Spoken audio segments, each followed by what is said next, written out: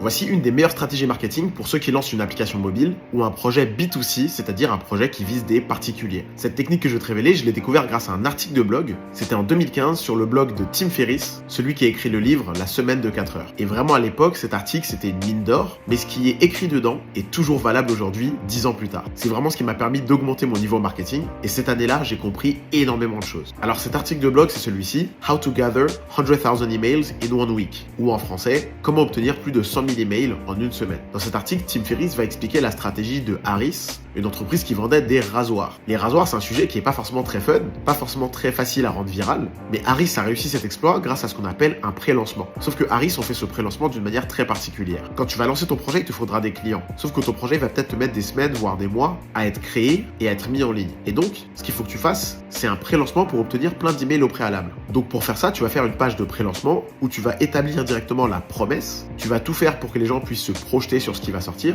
même si tu ne l'as pas encore sorti, en leur disant qu'il faut s'inscrire pour être tenu au courant de la sortie de ton projet, que ce soit une application mobile ou autre. Mais dans ce cas précis, ce qu'il a fait, c'est qu'il disait qu'il y avait des lots à gagner et que les lots allaient dépendre du nombre d'amis qu'on invitait. Donc pour créer de la viralité, il a ajouté à cette page de pré-lancement de la gamification pour que les gens invitent leurs amis, ce qui va leur permettre de monter dans le classement et en fonction du classement que tu avais, tu pouvais gagner des lots comme des lames de rasoir, etc. Et on peut adapter cette stratégie à quasiment n'importe quoi. Pendant longtemps par exemple, le site de designer Dribbble ne fonctionnait que par invitation. Et c'est ce qui l'a rendu populaire parce que ça crée une hype.